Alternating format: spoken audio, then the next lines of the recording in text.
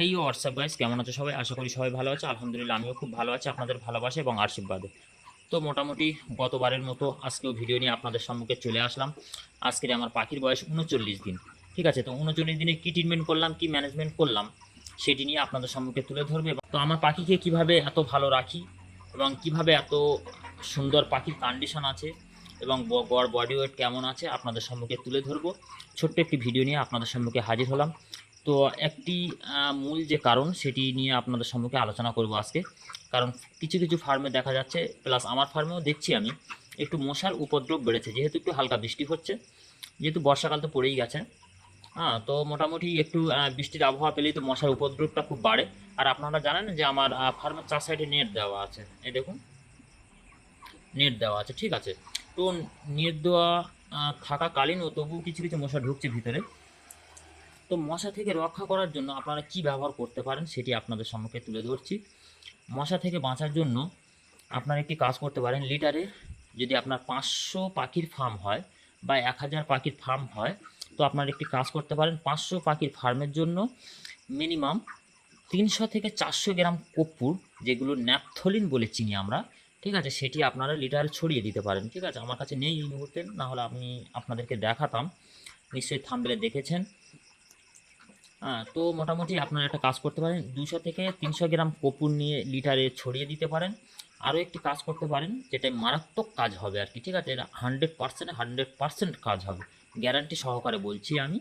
আপনারা একটি কাজ করতে পারেন, ডিজেল স্প্রে করতে পারেন। তো ডিজেলটা কিভাবে স্প্রে করি সেটি আপনাদের সম্মুখে বলছি, এবং আপনারা একটু ভালো করে খেয়াল করবেন। একটু কিন্তু ভুল হলে ভিডিওটি যদি একটু স্কিপ করেন আপনারা, তাহলে কিন্তু বুঝতে পারবেন না, এবং প্লাস আপনার পাখিরও ক্ষতি হতে পারে। একটু খেয়াল করবেন। এই দেখুন, এটা ডিজেল আছে। ঠিক আছে, একটু পেট্রোলের মতন দেখাচ্ছে কিন্তু না, এটা ডিজেল আছে। ঠিক আছে, এই যে স্প্রে। হ্যাঁ, তো মোটামুটি এরকম একটি স্প্রে নিয়ে নেবেন। 30 টাকা দাম, বেশি দামও নয়। একটি বোতলের ভিতরে দিয়ে মোটামুটি স্প্রেটা এইভাবে রেডি করে রাখবেন।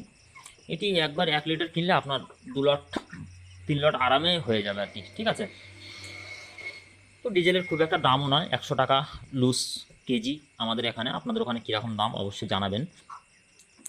তো আপনারা একটি কাজ করতে পারেন, এই যে স্প্রেটা আছে, স্প্রেটা নিয়ে যেখানে দেখবেন মশার উপদ্রবটা খুব প্রচণ্ড বেশি, যেহেতু ফার্মের কণায় কণায় মশার উপদ্রবটা বেশি দেখা যায় আর কি। ঠিক আছে, তো মোটামুটি এরকম কণায় কণায়, ঠিক আছে, এরকম কণায় বা এরকম কর্নারে বা এরকম কর্নারে, হ্যাঁ, তো আপনারা একটি কাজ করতে পারেন, সেখানে স্প্রে করে দেবেন। ঠিক আছে, যে যখন দেখবেন যে মশা প্রচণ্ড হারে বসে আছে কর্নারে কর্নারে, তো আপনারা একটি কাজ করতে পারেন, স্প্রে করে দেখতে পারেন। আপনারা একটিবার আমার কথা শুনে স্প্রে করে দেখুন রেজাল্ট আসে কি না আছে। ঠিক আছে, একদম সঙ্গে সঙ্গে রেজাল্ট দেখতে পাবেন। স্প্রে করার সঙ্গে সঙ্গে আপনারা দেখতে পারবেন যে মশাগুলো ঝরঝর করে নিচে ঝরে পড়ছে। ঠিক আছে, তো মোটামুটি এই ছিল আজকের ভিডিও। বেশি ভিডিওটি বাড়াবো না। তো মোটামুটি আর পাখি আমি একটি দিন রাখবো আর কি, আর বেশি রাখবো না। আজকের 39 দিন বয়স, 40 দিনের মাথা আমার পাখি উঠে যাবে, সম্ভবত কালকেই পাখি উঠে যাবে। ঠিক আছে, তো সবাই আমার জন্য দোয়া রাখবেন। ইনশাল্লাহ পাখিগুলো ভালো আছে আলহামদুলিল্লাহ, এবং পাখির গড় ওয়েট এসছে আমার 2 কিলো 400 এবং 2 কিলো 500। গড় অ্যাভারেজ যদি ধরা যায় 2 কিলো 450 গ্রাম গড় বডি ওয়েট আছে। ঠিক আছে, আপনারা দেখেই বুঝতে পারবেন যে কেমন বডি ওয়েট আসতে পারে। ঠিক আছে, দেখুন, এই দেখুন,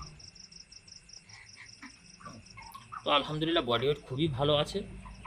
আর স্ক্রিনের পাশে আমি দেখিয়ে দেব যে কেমন বডি ওয়েট এসছে আর কি। ঠিক আছে, তো মোটামুটি বেশি ভিডিও লম্বা করব না। ভিডিওটি যদি ভালো লাগে অবশ্যই লাইক, কমেন্ট এবং সাবস্ক্রাইব করে সঙ্গে থাকবেন। তো সবাই সুস্থ থাকবেন, ভালো থাকবেন। আল্লাহ হাফেজ, আসসালামু আলাইকুম।